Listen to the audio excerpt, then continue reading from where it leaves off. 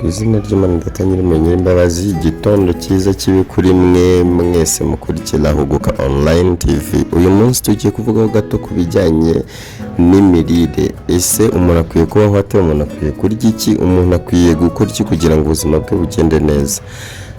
Aho muherereye hose, ibyo kurya ku isosi bisa nkaho ari bimwe, usibye imitunganyirize yabyo wenda n'umwimerere wabyo, ariko uko biri kose indyo nziza aho waba uri hose irashoboka.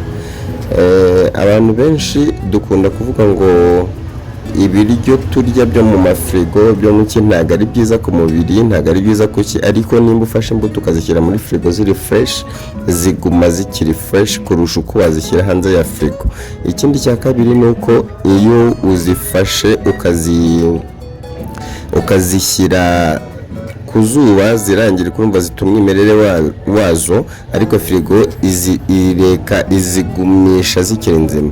Ikindi cya kabiri ni uko iyo watetse n'ubundi biryo, wenda watetse ibiryo by'amafarini ubishyira muri frigo bikaba n'ubundi bikaguma ari amafarini, n'ubundi yuruba fat, urongera n'ubundi ugira umubyibuho nk'ibisanzwe.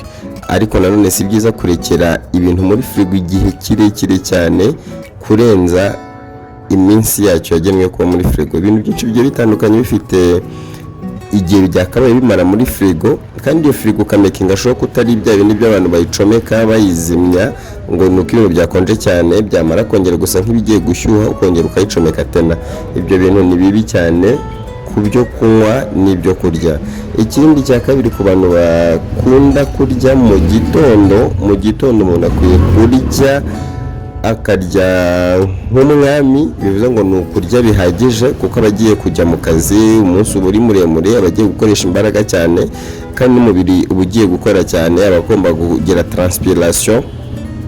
Rero biriya bintu asohora mu kubira ibyuya ni ibyo yakabaye yinjije mu gitondo. Rero urumva iyo ntacyo winjije uba urimo uhatiriza umubiri gusohora ibyo utawuhaye. Rero ugomba kurya neza ku manywa cyangwa mu gicamunsi, ukarya nk'igikomangoma. Kurya nk'igikomangoma ni ukurya biringaniye, pana kurya cyane ngo urye ibintu byinshi nk'ibyo bakaba bariye mu gitondo. Nibyo biba ari byiza ku mubiri wacu. Nijoro nabwo, ariko ntaragera nijoro, impamvu ku manywa urya nk'igikomangoma nuko umubiri umunsi ubu uciye ikibuni, bavuga ikibuni bavuga igihu, kugira ngo nibura uba ucitsemo kabiri hasigaye amasaha make ngo ukorere, ugomba kugira icyo ushyira mu nda kugira ngo umunsi urangize ugifite imbaraga, ukiri fresh. Byagera nimugorobaho ukarya nk'umukene.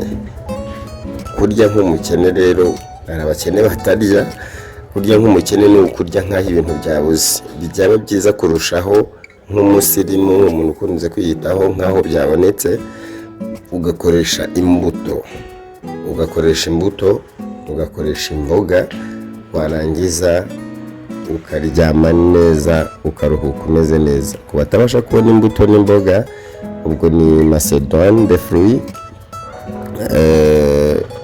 Ugafata nk'ikintu cyo kunywa gishyushye, ukanywa nk'icyo cyayi, ukanywa nk'ayo mata, cyangwa ukanywa nk'uji watunganyije umeze neza, ubundi warangiza ukiryamira. Si byiza kurya amafarini nijoro, harimo amacapati, harimo iyo migati, harimo ibiki byose. Ariko uramutse ubashije gufata wenda nk'umugati utabigize akamenyero cyane, ukawusiga kableba, warangiza ukanywesha icyayi ukiryamira, biba ari byiza, bituma umubiri wawe ubasha kuruhuka. Iyo inda yuzuye cyane uhaye cyane igifu akazi, bigatuma hari ibice bimwe na bimwe by'umubiri bitaruhuka. Rimwe na rimwe harimo no kubyuka ujya hanze, kuko urumva wapakiye kweri ntako utagize wiyujuje. Ikindi ni uko ibintu byo gufata uducapati duto, udusnacks, utunyobwa,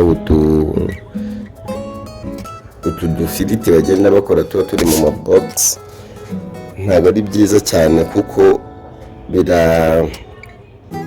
birangaza igifu, ugahora igifu kikumva ko ari ikintu kigiye kwakira kifatika, ariko ari turiya tuntu tw'amafuti bitari byiza. Turiya tuntu ni utuntu two kurya nyuma yo kurya nko mu masaa sita, ku bantu barya saa sita cyangwa ku gicamunsi, wamara nk'iminota 30 isaha ukadufata ukaturya, harimo kuba watunganya igisheke ukagihekenya,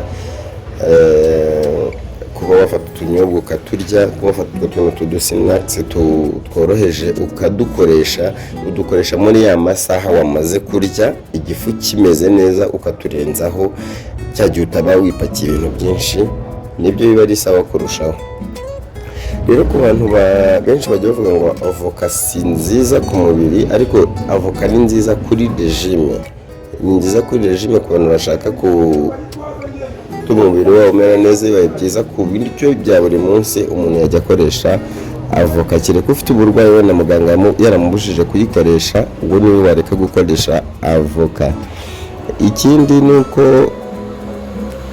watermelon nibura ujye ubikoresha mu cyumweru rimwe cyangwa kabiri ubishoboye, cyangwa nibura uko biri kose ibyumweru 2 ntibishire, icyumweru kigashira nibura uyikoreshejemo, cyangwa ibyumweru 2 ntibishire utayikoresheje, nayo ni nziza ku mubiri. Byaba byiza kurushaho kuri buri biryo byawe umaze kurya ukagira nibura umuneke, kugira ngo igogora rigende neza, ubuzima bukomeze buzire umuze. Ikindi abantu bakunda kujya mu maresitora, urabona nk'uyu mupapa uri hano bamuhaye ibyo twita ngo ni nk'ibyatsi, imboga n'ibirayi n'inyama, ariko urabona akunze kurya biriya bintu, ariko abenshi barabisigaza bakabidebalasa bakabisubiza mu bikoni mu kujya kubijugunya. Biriya bintu ni byiza, iyo uriye ziriya nyama ukarenzaho n'akandi gasalade babaguha, biba ari byiza kurushaho, kuko umubiri wawe uba wuhaye ibitunga umubiri, wuhaye ibitera imbaraga n'ibirinda indwara. Rero urumva uba ugomba kurya, urumva harimo inyama bikomoka ku matungo, harimo ibirayi, ariya mafiriti baguha, uba ukeneye no gushyiramo nibura n'ibirinda umubiri bidatera indwara, nibura bikeneye kugabanya bya bintu wari uri kurya.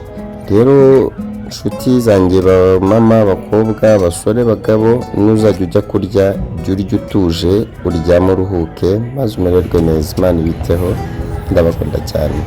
Ni ukuri ndabashimiye, abakoze subscribe batarayikora muyikore, ndayibasabye ni ukuri n'umutima mwiza, kandi n'ubundi internet tugura cyangwa dukoresha ibiri bushire. Rero mbere y'uko ishira cyangwa hari ikindi kibaho, ngusabye ubufasha bwawe ni ukuri n'umutima mwiza wifitiye. Ndagushimiye cyane, urakoze.